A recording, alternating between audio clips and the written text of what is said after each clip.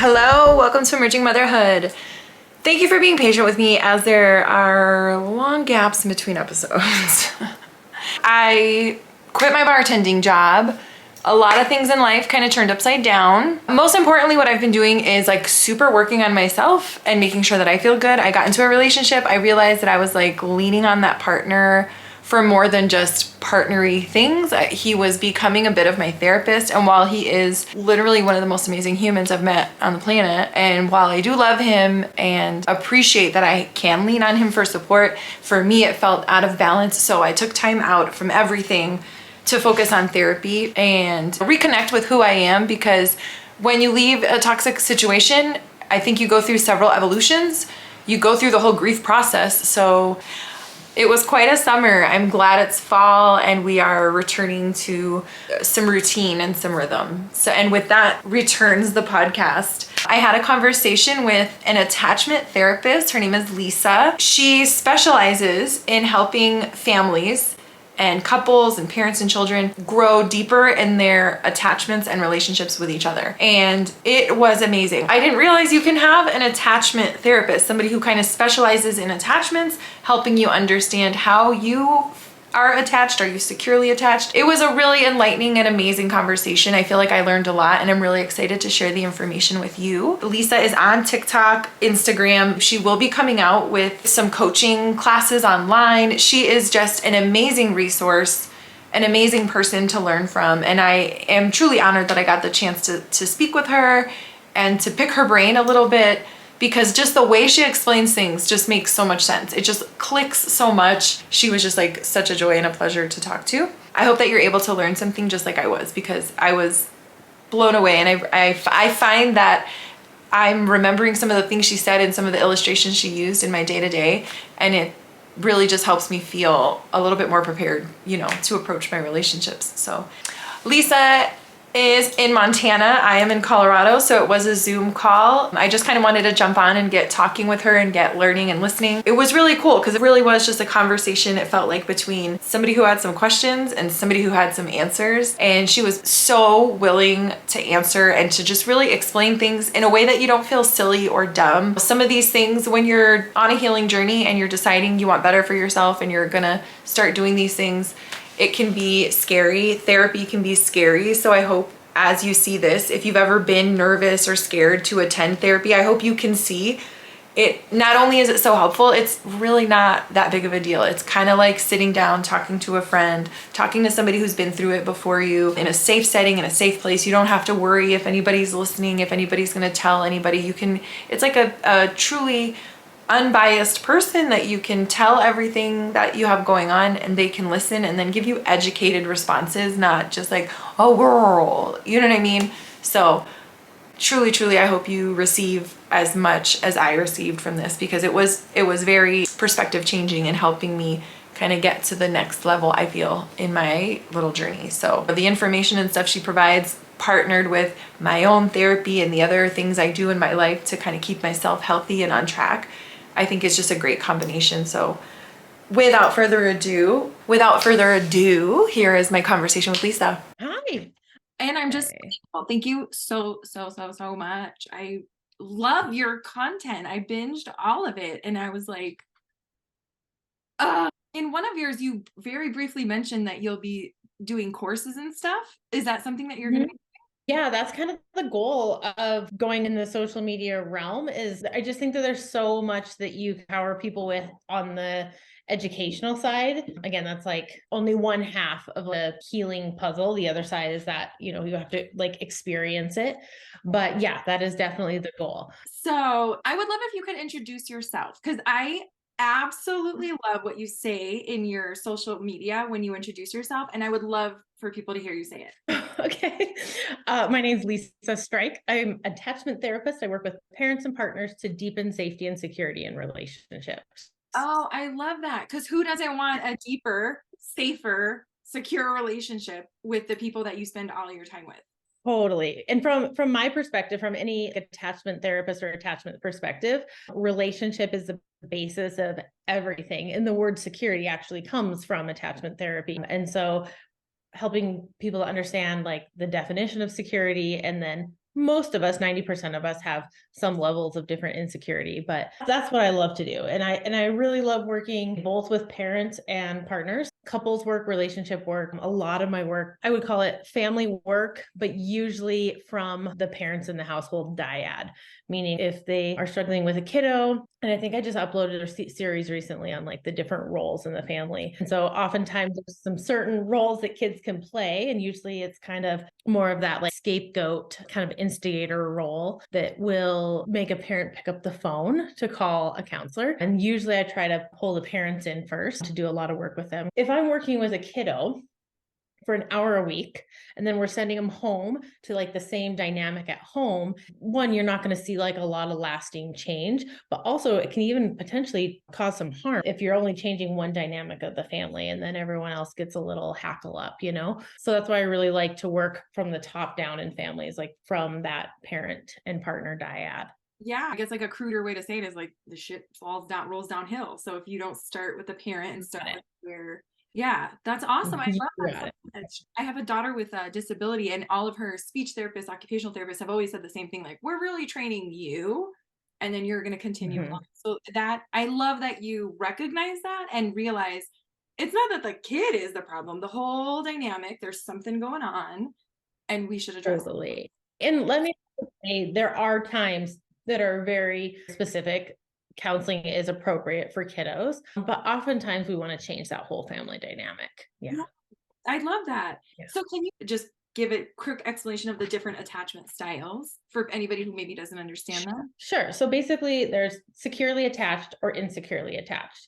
Securely attached does not mean that you never struggle in relationships, nothing like that. It means that you have a lot of flexibility, you have a lot of emotional regulation, you're able to see generally positive things through relationships. You believe that most problems have a solution. You're comfortable asking for help when and comfort when needed. You're also comfortable like accepting and giving support when your partner is like kind of in their individual area.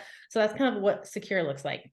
And then insecure, the insecure styles, you're going to hear these termed a little differently in some different attachment arenas, but they really fall into three different categories. They're going to be an anxious attachment style, avoidant attachment style, or disorganized attachment style.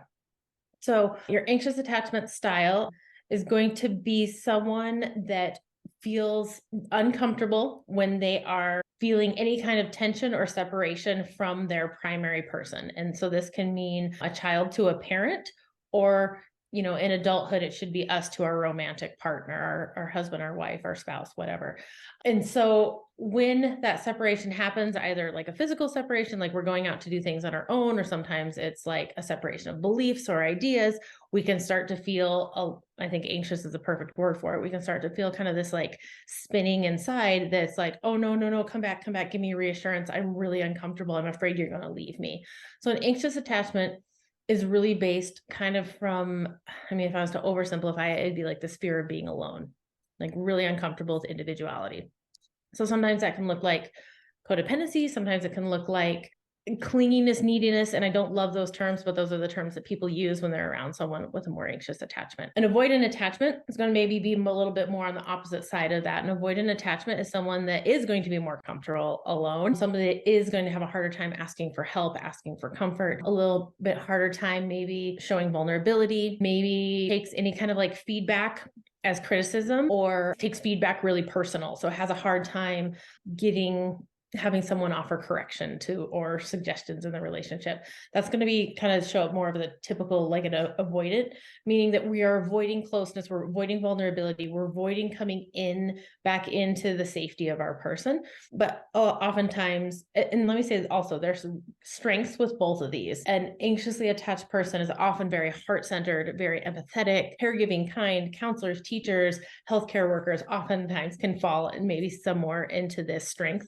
area. And then someone maybe with more of an avoidant attachment might be a little bit stronger in their individuality, stronger in decision making, things like that. They're going to maybe be more in like the business world, things like that, because they're going to be more comfortable taking risk, if that makes sense. Would you say that the avoidant can kind of separate their emotions a little bit, and that's a piece to it too, or no? So avoidant person's kind of avoiding the emotion. So yeah, I guess you could say kind of separate. So I can relate. I tend to be more avoidant attachment style. And I mean, I was like in grad school, in counseling grad school, or maybe even passing grad school before I could even identify if I was sad or mad or fearful or shameful. So just we kind of like lump all those together, and we lump them together into an area of like, ooh, that's uncomfortable. I'm going to avoid it. So avoidantly attached people are really good at self-soothing, but not good at co-regulation. Okay. Anxiously attached people are really good at co-regulation, but not so great at self-soothing.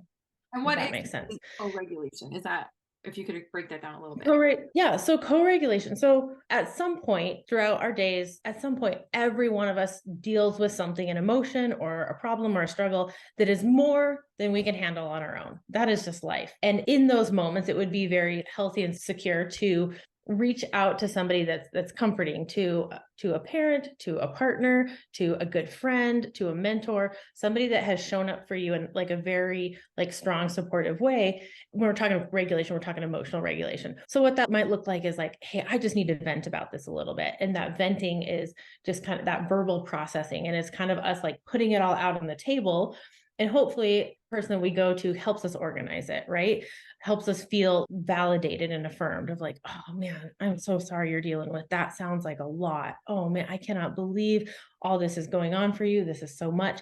And that alone just helps us feel like I'm not alone, right? So co-regulation. And we see this in childhood. Infants do not have any ability at all. Their brains are not designed at all to regulate themselves. Sure. The only thing they can do is co-regulation. And this is where the basis of attachment comes from. They need somebody else to pick them up and soothe them and help hold them. And by modeling that, eventually they start to develop some of it's kind of I tell my clients, it's like a you do, we do, me do kind of a thing. Like first you as the parent do all the soothing. And then we, as the child starts to grow into toddlerhood, they start to develop some of those self-soothing mechanisms, right? They don't need as much co-regulation. So, but they still need quite a bit of scaffolding in that. And then eventually, as we move into adulthood, there should be a lot of our self-soothing that we can navigate and handle, but we are not, the ultimate goal of any kind of attachment or security is not that you're going to be able to handle every problem or every struggle that comes your way by yourself. It is certainly not. So going off what you're saying, like we as humans are built to be in community. We're not built to be like single individual people. Yeah.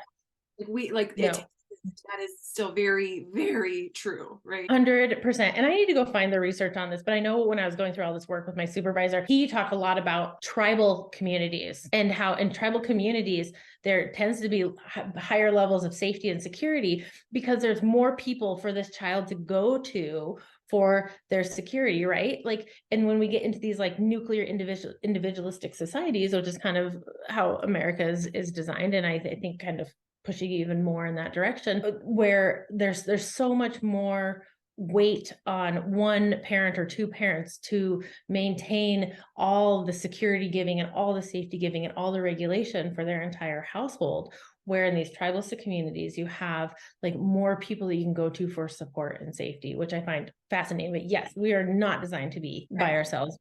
Everything is relationship. Oh, and let me talk about the third attachment style, just so we finish them up, is disorganized. So disorganized can look a lot of different ways. It certainly doesn't fall like kind of plinko into as clean of maybe behaviorism as an avoidant or an anxiously attached person. And that's exactly why it's called disorganized, meaning sometimes you can look like you have an avoidant attachment strategy. Sometimes you can look like you have an anxious attachment strategy. It's just a little bit more complex to kind of define and put a container around. And this isn't to say, and I have so many people that listen to my videos and they're like, I think I'm all of them. And I'm like, that doesn't necessarily mean that you're disorganized. It's kind of disorganized is going to feel oftentimes like a constant internal chaos. And it often comes from when we had an experience of somebody that was supposed to be a safe person for us that showed up as mean, as weak, or was gone and abandoned us. And that's going to create a lot of like chaos, internal chaos, where we're kind of always seeking safety and always a little bit more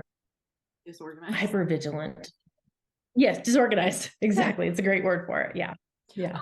So then in going through your content, the previous research on attachment styles, said that your attachment style is defined by the time you're 2 years old. And you even admitted, like, whoa, that was like a punch in the chest. Because as a mom, my kids are older than 2. What do I do now? So, but then you said that there's ways you can change it. So, is that still true that your attachment style is formed by the age you're 2? And then how do we go about changing it? Totally. Oh, I love this. I love this topic because I had such a resistance to attachment when I first learned about it. When I first learned about attachment in grad school, my kids were middle school, elementary school aged. So when I first learned about it, can we cuss on here? Yeah. Okay, good. When I first learned about it, I was like, fuck that shit. I was pissed. I had so much mom shame because the original attachment theory, you know, attachment's been researched since right after World War II is when they really started researching it. And they started researching it because they had all these infants in orphanages. And these orphanages were great. They were well fed. They had, you know, heat. They had nice lighting. They had medical care. They had everything physiologically a child would need to survive. And they were seeing massive die-off rates, and they were seeing kids not physically growing. And so they started to figure out, hey, what is the missing component here? And their hypothesis was the missing component is the mother's love. So they did this experiment that of course we could never replicate today, but they separated these children, and some of them, they gave them one primary caregiver, and that primary caregiver soothed them and held them longer and cooed and cawed and delighted in them. And of course took care of their physiological needs. And then the other group was the control group that was still fed well and still changed when they needed to be changed and still taken care of in all these physiological ways, but was not attuned to in the same caregiving manner. And they were seeing these drastic rates of physiological health in these kids. So that's where all this kind of started and blew up. And then John Bowlby, Mary Ainsworth, that's kind of the grandparents of attachment research took it. And so what the original attachment research shows is that the relationship that a child has with their caregiver from birth, and they're even saying some of this is even in the womb, but birth to age 2 sets a pattern and models in the brain that I always say like stamps you with an attachment style. And how I read it was like, all right, there you go. Good luck in all the rest of your relationships. And your rest of your relationships are going to follow that same pattern the rest of your life. And I hated attachment theory when I first read it. Yeah. But yet at that point, with my kids, my boys being older, it felt hopeless. And so I was like, well, what the fuck am I going to do with this? Because they're over 2, right? And there at that was not research that showed that you can change your attachment style. I'm sure people had, but they just had not been researched.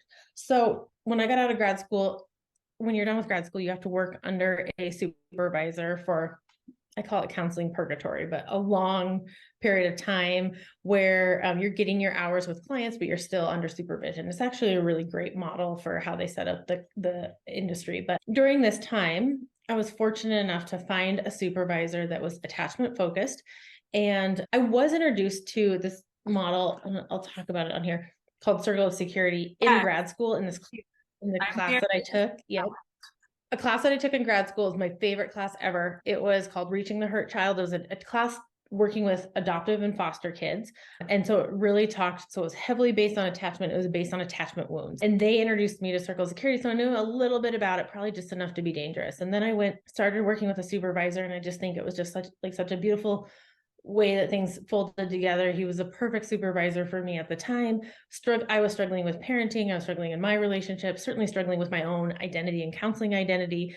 I feel like you come out of counseling school and you just have massive imposter syndrome. You feel like you know nothing, all of that. So he was such a blessing at that time. And he walked me through Circle of Security, and we used it.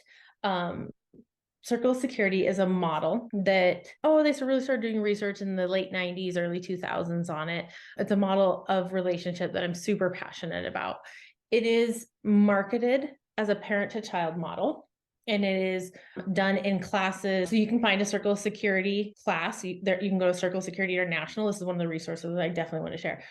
And find someone that facilitates these classes. And you can find a class hopefully in your area or someone that facilitates it. So I became a Circle of Security facilitator. And during that time, I was also like growing massively in my own personal life with both my parenting through this. And so that's why I'm so passionate about it. But the research of Circle of Security basically it shows that by one, understanding your child's needs. So this is from a parent to child perspective, understanding your child or your partner's needs and what they need, and having a model to put that in. And when we talk about circle of security, it's a very simple drawing of going out away from your primary caregiver. And this is like the individual side of yourself, that you're developing that problem solving, that self-efficacy, that resilience, that those individual coping skills, critical thinking, all of these things that I think are, I call them more cognitive. You're going out, launching away from your primary support system to do that. You launch away from your primary support system until you hit your end of your comfort zone. You start to get tired, hungry, scared. You're starting to wear down. And they're naturally going to come back in on the, what we call the bottom of the circle, back into that safe person for you. So in infancy, the capacity is very small for an infant. It's very tiny. And in toddlerhood, in teenagerhood, you should be striding out pretty far out, further out in the circle, but you should still be completing this whole circle of like going out, trying new things, making decisions, problem solving, being at work, being at school, being on the playground, playing with friends, challenging yourself. And then also naturally coming back in for like comfort and organizing my feelings and knowing that someone's there to protect you, knowing that someone's there to like be soft for you and welcome you in. And then that is, when I talk to my clients, I'm like, it's like a gas pump back here. This part being like the role of the parent and how it works in a hierarchical relationship. So like a parent to child relationship, or boss to employee, or teacher to student, or counselor to client. How, when there's a hierarchy relationship, the person on the upper side of the hierarchy should always be this person that's a support person, that's the other one is using just to like use as a launching pad to go away from, and then also that secure base to come back to, that safe haven come back into for comfort. And so it in a parent to child relationship, this is the model that we use, but this model is applicable to all relationships and all cultures and everything. It's a worldwide model. So it's not just like an American culture thing. It's actually used in Europe and Australia a lot more than even in America. But when we have a peer-to-peer relationship, so like partner to partner, coworker to coworker, friend to friend, something that is more on that horizontal plane, wife to husband, anything like that, then what we do is we should take turns being this person for the other one, right? We can't always have somebody being the support person and someone else being the dependent person, or then we get like this kind of codependent parentified relationship role. So we want to take turns. The research of circle of security shows that by understanding the model, reflecting on what was going on for you while your partner, or while you were out on the while you were out in here, or while you needed this. So like doing a lot of internal reflecting and then starting to adapt that, you can change your security. They call it an earned security. The kicker here is it has to be done in relationship with another safe person. The phrase, and I just absolutely love it and I stand by it. I think it was one of my first posts on Instagram, was, what was harmed in relationship must also be healed in relationship. Yeah. Exactly. So where this process was interrupted in our childhood, maybe we had a parent that was more anxiously attached. And when we wanted to go out and try that new swing, they were like, no, that's too dangerous. Come back here. It makes me uncomfortable when you leave me. I feel uncomfortable with that. And they called us back. So, or maybe we had a parent that was more avoidant and more uncomfortable here on the bottom of the circle. And when we came in for comfort, they would make us, maybe they would be like, you're okay. Hey, no, you're tough. Come on, you got it. You're okay. Right. And kind of go into that dismissive phase. And that was certainly a style of parenting that I was. But wherever this cycle was maybe interrupted or limited, when we can start pushing the boundaries of our discomfort and adapting to that, then we can develop that earned security. But it has to be done in relationship with another safe person. This doesn't necessarily mean that everyone in your family needs to learn circle of security. My husband's never taken it, and our family has become much more safe and secure in the last, 5 years, 6 years of knowing it. It doesn't mean that everyone has to know the model and do the model, but it has to be, if you're in an abusive relationship, this won't work. Sure. Like that. Yeah. I love that. I was going to Exactly. ask about that piece, because all these things I feel like we've seen with like Jonah Hill and other celebrities, they use this like therapy talk just to kind of screw things up and mess with it. It's not genuine and true. So it's kind of I'm so glad you brought that up, that you're not going to fix, if somebody is toxic and not willing to work in this capacity, none of this really matters, or it's not really applicable, because it's not like we have safe. We have somebody that needs their own help before we can even start this, right? Yes, I don't want this to say if you are in a fundamentally unsafe relationship that you should hang in there and spend years trying to adapt to security, because safety is first and foremost. And there needs to be maybe some level of buy-in. And maybe that buy-in just looks like, maybe not like even like this mindful, intentional buy-in, but like this someone else's ability to soften and respond. When you're responding differently, then they start responding differently. There has to be some level of that. So if we are like working with someone that is like on the extremes of one of these, that is very challenging to change. And so I definitely don't want this I want it to give people hope, but I don't want it ever to come across that every relationship that you're in is the right relationship for you, and that is the one that is fixable. That does not necessarily mean that. I believe everyone can change and has hope, but that does not mean that you should stay in an unsafe place. Yeah. Awesome. I love that. You do talk about security, and you said, I know you learned this from from research, but you said there's a line that just stuck with me. You say confidence in the possibility of goodness, which I think kind of goes to what we were just saying about you have to be with a safe person. So is that kind of what you're saying? Like if you're confident Yes. in a partner, that I don't know, like honestly, when you are, dealing with yourself in your honest moments and you say, I'm not very confident that this person could be good, maybe that's a good point to evaluate your relationship regardless of attachment style, because I think people will get really wrapped up in these things and not remember, like, okay, but there's other foundational things we need to think of in a relationship. Yes. So I think there's kind of two parts to that, is like the and I can't remember. I think I quoted or gave credit on there of, I was reading a book and I was like, oh my gosh, it just really stood out to me right then, of like that definition of security, which was very different than like, those more technical definitions that we do. Confidence in the possibility of goodness, meaning that we're always seeing our other person, our child, our partner, with eyes of like hope, right? And that is not something that we can just tell someone to do. It's something that is kind of learned through experience, right? That you have this hope for better, that you see them in a positive regard. So maybe that's the component there, like that there's a general positive regard in that security. I do believe that people are by nature good and want to be good. I think that there are maybe certain brain developments when we start getting into like sociopathy, things like that, that definitely can challenge that to some degree, but that's going to be a small percentage of our population, right? Again, this doesn't mean that if you're in a relationship that is turned into a hierarchical relationship where there's a power differential, a consistent power differential, sure, some at times, right, maybe you have to take the lead on your partner and for small seasons of life, but when there's a consistent power differential, that is not how we are designed to be when we are in a marriage or a coupled relationship. It shouldn't be this like hierarchical or ever kind of a fear-based relationship. I would say fear is the opposite of security. And that's maybe that confidence in the possibility of goodness is like the opposite of that, would be kind of like this fear, hopelessness side, right? Yeah. So if you're feeling that fear and hopelessness, like maybe there's more to the relationship than just attachment issues. There could be something else going on. And yeah, Totally. The other thing that you've talked about a lot,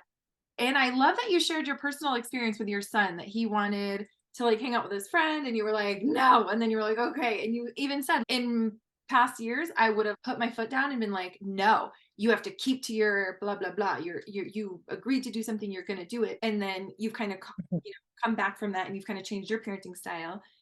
And one of the things you talk about a lot is attention seeking behavior. And you're like, I don't even like that term. We're not going to call it that, because I have a little boy and I super understand. I would love for you to talk about that a little bit. Oh man, we got to extend this Zoom session because I get on a soapbox about this one.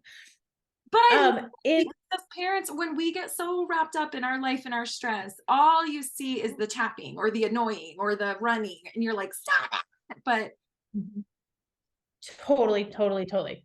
So as a mother of a child that has gotten many emails and many report cards and many phone calls home, and at some point always rolling around this term of attention seeking behavior, it always felt very like powerless to me, because it just felt, because then we come from this world of behaviorism, and behaviorism says if you want to extinguish a behavior, you don't reward it. And so that would compute of, if my child's seeking attention in this way that I don't really like, and that's be like annoying or frustrating or not really pro-social, what behaviorism would tell me to do is like ignore the behavior or move against it. That does not work, because it's not, if we look at it as attention seeking behavior, that's what it tells us to do. If we look at it as connection seeking behavior, that's what like softens those eyes for us, and we're like, oh, hey, I can do that, right? I can give in to this connection seeking. And when we're talking about this, like on that circle of security, what we're talking about is how the child is coming in on the bottom of the circle. What we want them to do is like directly cue in this really clear, direct communication, pro-social way of like, Mom, I need a hug, I'm really struggling. Or, hey, Mrs. So-and-so, I'm just having a really hard day. Could you sit with me for a while? Right? Like we want this like nice direct cueing when they're needing to come in for this support and connection. But sometimes when that's been a little bit more limited, or they're still kind of learning their style and they want to come in, but they don't really know how to kind of get past that, it's going to come out sideways, right? And that's where we get some of that attention seeking behavior. I want to also say some of this can also be like some neurodiversity too, right? When you get into like ADHD, things like that. But that, yes, if we look at this attention seeking behavior as connection seeking behavior, it should make us want to move towards them, and then that behavior will extinguish. I love that so much, because there are so many moments, and it's funny because when you're saying like coming back on the bottom end of the circle, like that would take such emotional maturity. Like maybe my 7-year-old doesn't know how to say, Mom, I'm feeling all kinds of things inside. Can you give me a hug and sit with me? That's asking so much of him. All he does know how to do is throw his car against the wall 50 times because he wants somebody to play with him. And it's so beautiful to see it that way and say, oh, maybe if I just play cars with him, maybe conversation will open up and then we connect. Yeah. Totally. So much. Totally. I wanted to also talk about the family roles, because that part got me a little bit just kind of not confused, but wondering like, are they always present? Because they don't sound like they're that great. Like all the roles seem a little bit, I don't know. It just seems, there's the caretaker and the scapegoat and all that. It's like, are they present even in securely functioning families, or is it only for dysfunctional? Or they're going to be more prominent, more defined out in your families that are struggling a little bit more. So a healthier family dynamic is going to look, it has like a structured flexibility to it, maybe, if that makes sense, meaning that we can kind of morph between roles in some degree. A family when families struggle more, when there's more kind of chaos, that's when we might like dig in a little bit more to that family role. And it's in an effort oftentimes to create a level of safety for the whole family, right? Like your golden child, your kind of like family hero, maybe like kind of more the perfectionist, the person that's going to show up maybe more like that. They're doing that in an effort to create safety in the whole family, as in like, don't make any waves. If I do everything right, then I'm going to be okay. Mom and dad will be happy. Maybe they won't be fighting, things like that. Like I got to be really good. Oftentimes that role in the caretaker can kind of morph in back and forth with each other. And they're going to be the ones that can kind of sometimes end up more parentified. They can look very mature for their age, very mature in the relationships, and they don't usually look like they struggle. If you ever watch the show This Is Us. Yes. The writers of that show do such a great job of writing this lifelong story of right, if you know the story of these triplets, that had what seemed like a pretty healthy, functional family dynamic. But when they do these flashbacks, you can start to see those little angles like in different directions that start kind of putting them into different paths that give them each, all three of the triplets, a struggle in adulthood. And the role that Randall plays is really, they do such a great job of him showing he's perfect. He's high functioning. He's got, runs 10 miles a day. You know, he's in a high level job, has this like great family, this great relationship, but he struggles with like these anxiety and these nervous breakdowns. And that's what you're going to sometimes see with somebody that takes on that can take on this role as a golden child, is oftentimes they don't present like they're struggling. That's part of the role of the golden child, right? Because we don't want to make any more struggle in the family. And so, but if you were to put heart rate monitors, blood pressure monitors on them, and they've done this, right, then you can see that there is a lot of distress sometimes in some of these family roles, right? Struggle. It's just in them. Exactly. They're just masking it differently, right?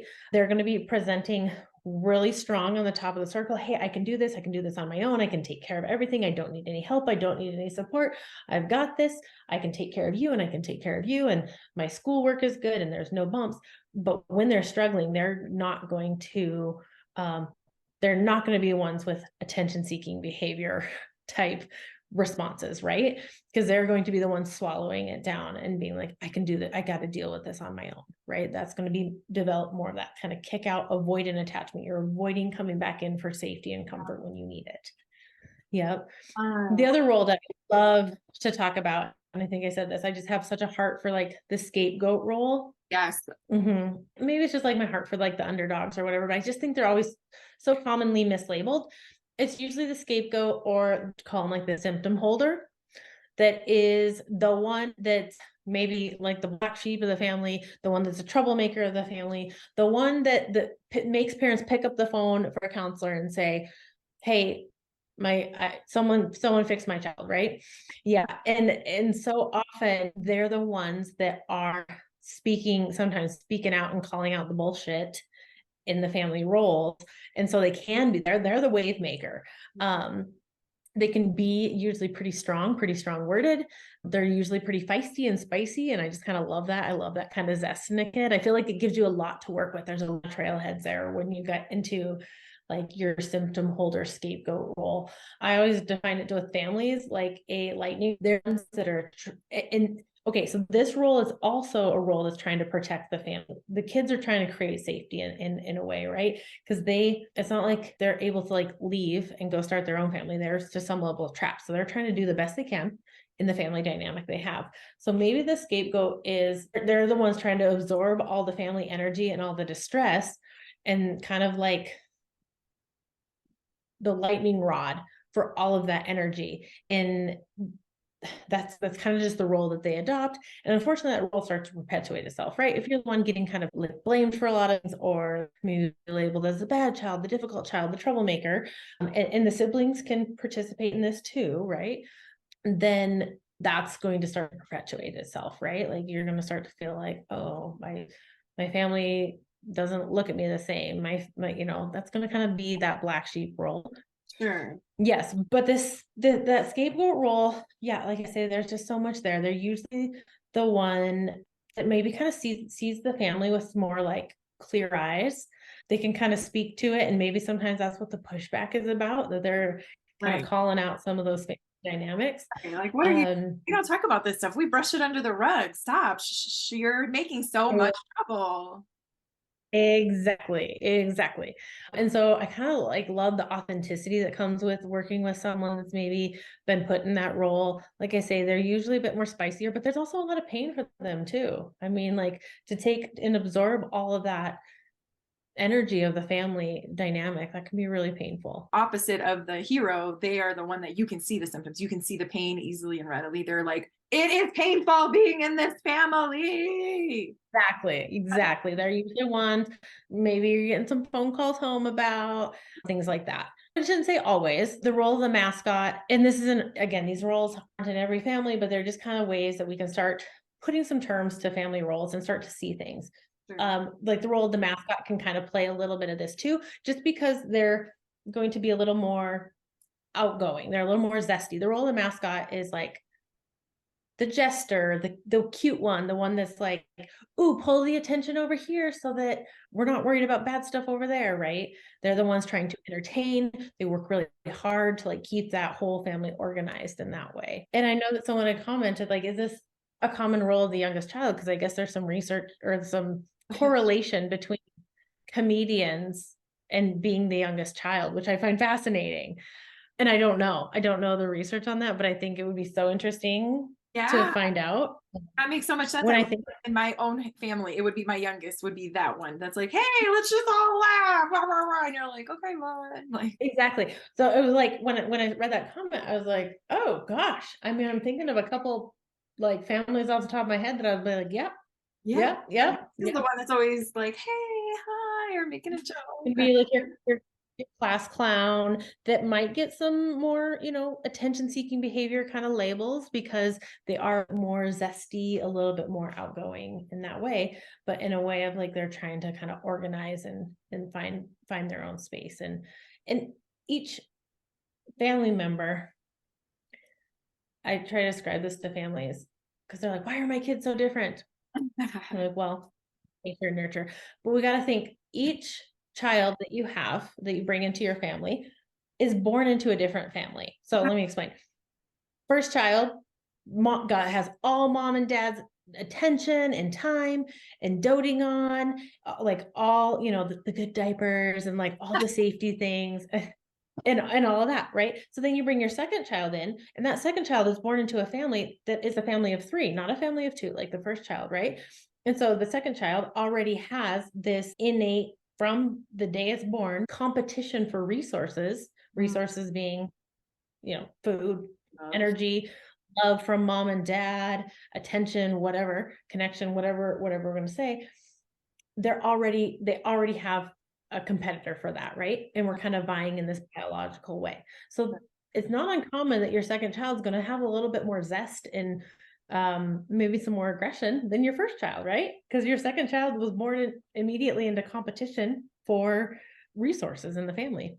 Sure. And then so on, right? That will multiply the more kids you have. So fourth kid is like, what? And you're like, welcome to the John show or whatever. Totally. So each child that you have comes into a different family than the one before it. And then you also mentioned something about relaxation and self-regulating are very much not the same thing. You could be getting a facial, have just spent the morning at brunch, you're hanging out getting a mani-pedi, but you are still, vibrating with anxiety inside because they're not the same. So how can we relax and self-regulate? You know what I mean? Like what kind of does make them different? And how do you know you've been self-regulated?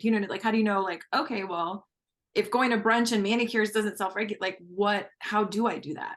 It certainly can, right? If you're going to brunch with some good friends and you're able to talk about what a tough week that you had and maybe like explore some struggles that you're having and they're giving you feedback in that bottom of the circle co-regulation way, it can be very regulating, right? But I would say like in and of itself, these like maybe material or behavioral things that we do to relax us aren't necessarily cutting the mustard on like regulation. Sure. Great question. How do you know when you're regulated? I would say this might be something that could be really hard for someone to know when they've only lived in like chaotic, unsafe places.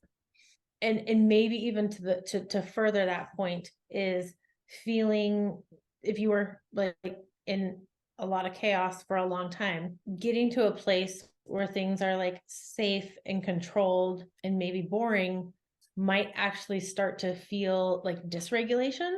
Sure.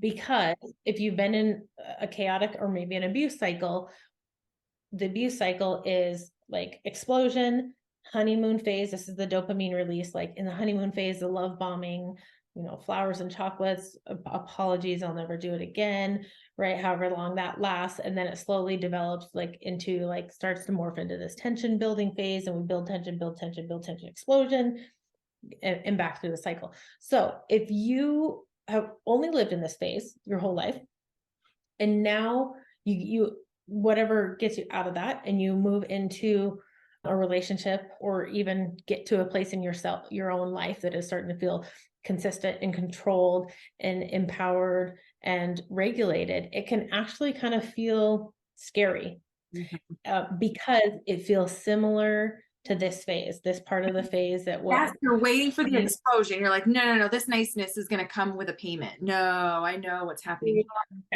Yes, exactly. This is going to come with a payment. So it can be very hard if you've never experienced a safe, secure relationship to understand what regulation is and recognize that regulation is okay and safe, because it might start to feel like we might start to get hyper vigilant when things feel boring because we're like, well, what's coming to get me? Right? If that's our own experience. So I say this, how do we know when we're regulated? It can be harder for someone to know that has lived in this cycle for a long time. When we are regulated, I'm trying to decide if I want to go into the whole brain development piece. I know, because you I'll go into it talk really a lot about brain development, which I love.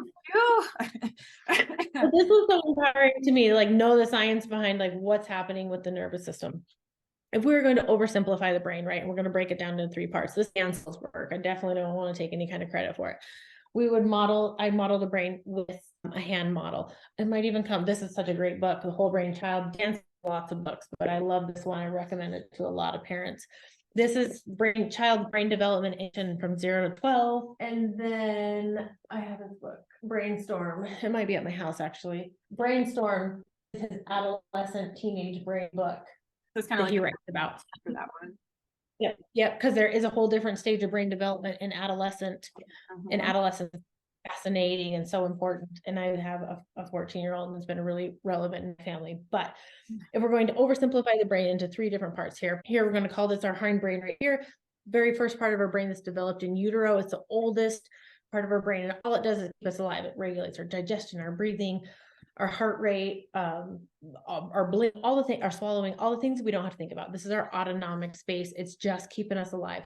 If we fold our thumb in right here in the middle of our brain, is our amygdala. It's our fight or flight system. This is our emotional center. When we are born, we come out of the womb, this is all we got. We got fight, flight, and we got survival. That's it. And so these are only tools we have. We do not have any ability to, we don't have any ability to reason. We don't have any empathy, compassion, none of that stuff when we're babies, man. We're just eating, breathing, pooping, screaming things, right?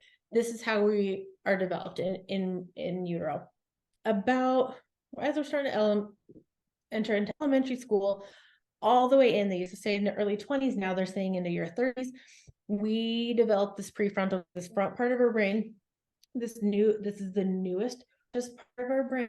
This is the part of our brain that makes us different than animals.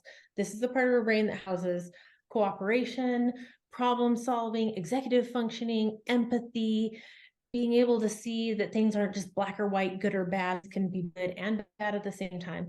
All of that happens in this part of our brain. Now, because this is the newest, freshest part of our brain, it's also the weakest.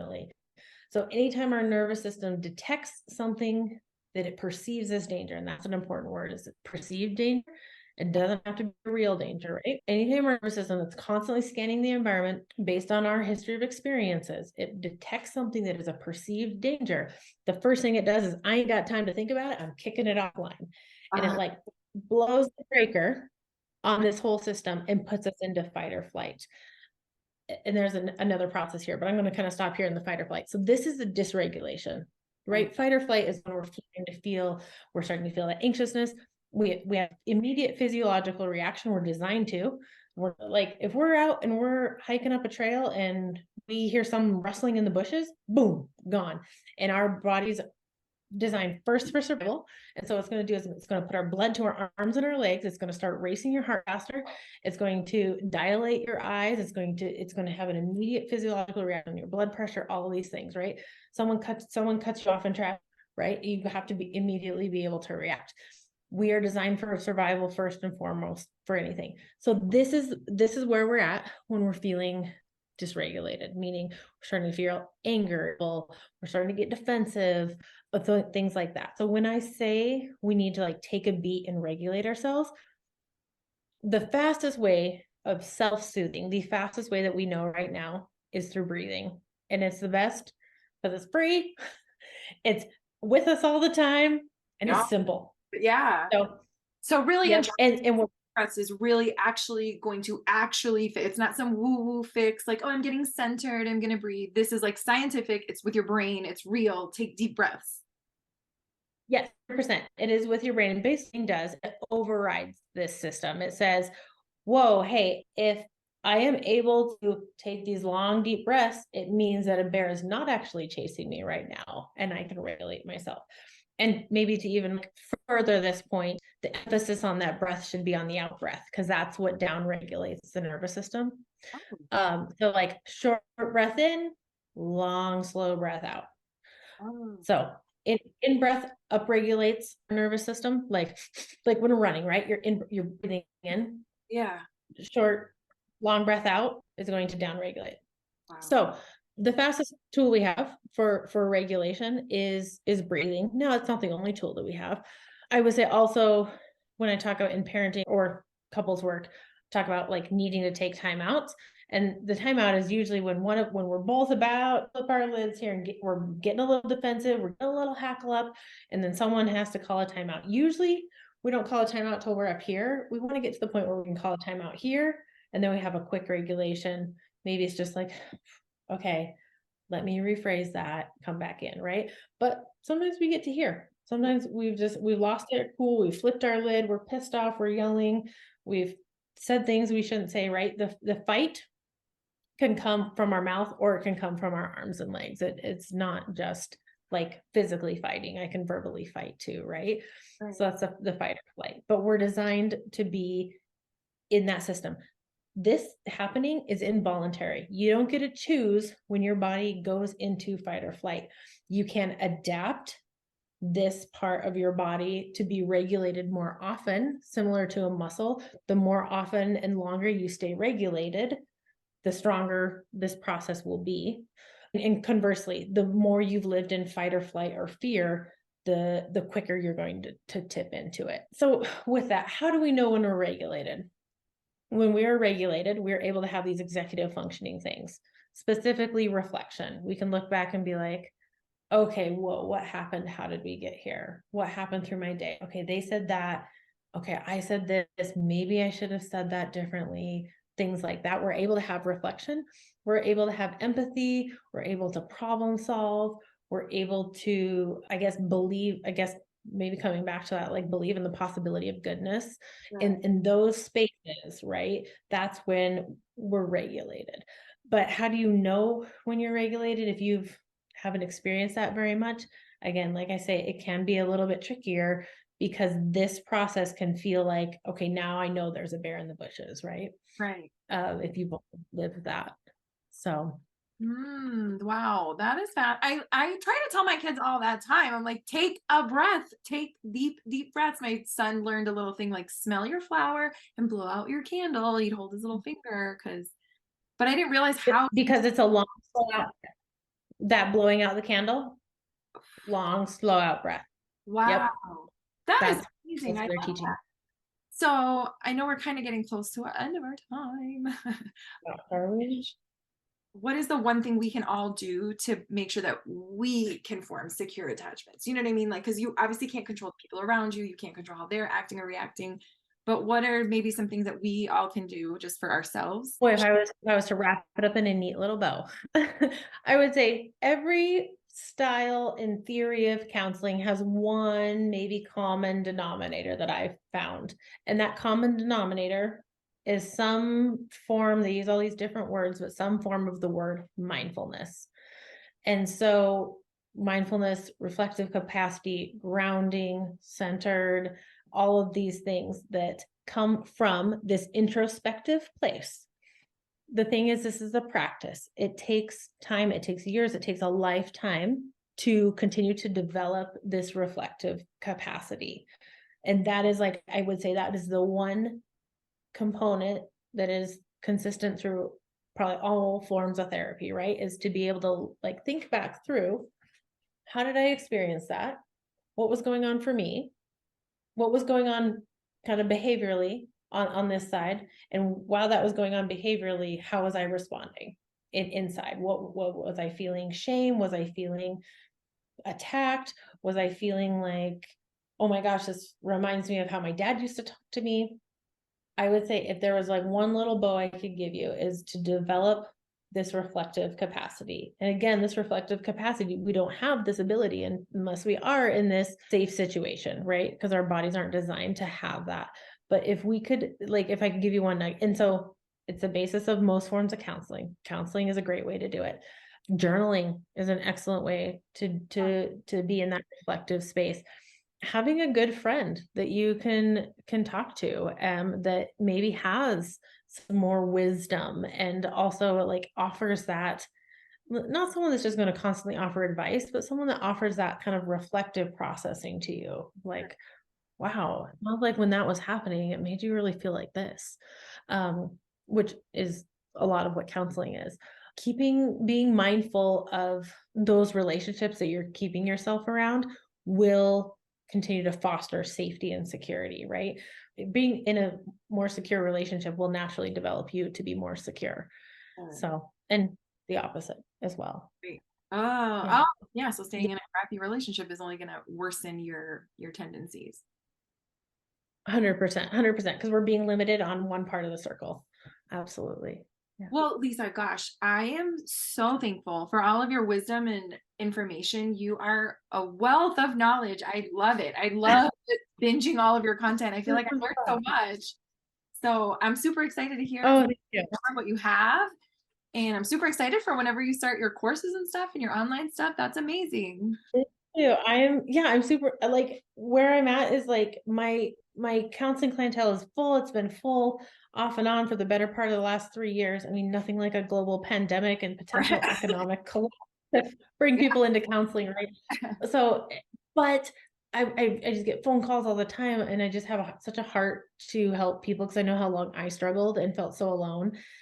And I just feel like this world of TikTok therapy, it's at our fingertips. It's really common. It's a great way to get these quick little bits of information. And it is a part of developing mindfulness, right? It's like, oh, does that apply to me? Does that not apply to me? How can I, what attachment style am I? What does this feel like to me? Like all of those components. So I do think there's a lot of utility in it. So that's why I'm kind of moving in more into this online space with the hope of offering more on like this educational side of relationships, parenting and couples relationships. Let me also say that it is so important, because just like we talked about, what was harmed in a relationship must be healed in a relationship, to also have that experiential side and that experience and that is the difference between like something that's educational, like a course, and counseling.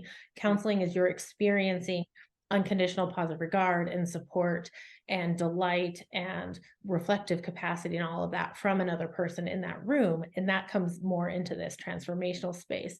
But if we can start from the top down process, and I think that does cover a big broad spectrum and helps with that mindfulness, because we don't know what we don't know, right? If I didn't know some of these words, or I didn't know how the brain worked, I wouldn't understand why I get irritated when my husband says certain things and I get defensive. But when you do know that, then you can be like, oh, it's that one again. It's that same story I'm telling myself again. Knowledge is power always. Yeah. The more you know, the more you're going to be able to serve for yourself and the people around you. And it's just going to make it better. Totally. And it's a process. Like I say, it's capacity that's developed over time. So. And and like you're saying about the TikTok therapists, they do serve a purpose, but like what you're saying now, that's great. But there is also the piece that you're not providing therapy for these people personally. They should be seeking something more than just watching TikToks or watching podcasts or stuff. This is to kind of get the bug in your head, but definitely be seeking it's not a replacement for a corrective emotional experience. A corrective emotional experience is priceless, and that is what certain styles of counseling, you should be seeking that out for sure.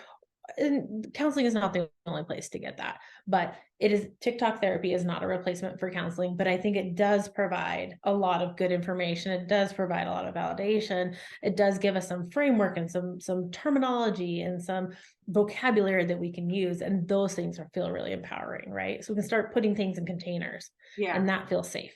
Yeah. Oh, this is that again. Yep. Yeah. And I think it helps us, like, therapists are normal people. You're a mom, just like the rest of us. Like, you understand. I think like when we're little kids and you see your teacher in the grocery store and you're like, what? She doesn't live at the school. And then you're like, oh, a therapist has children and she sometimes is like, what? I don't know if I did that one good or not. I have I've got a lot to say about that. My friends will tell you if I ever see my clients out in public, all of a sudden I get real weird. And I'm like, just because I'm like, oh, I don't want to make this awkward for them. Anyway, yeah.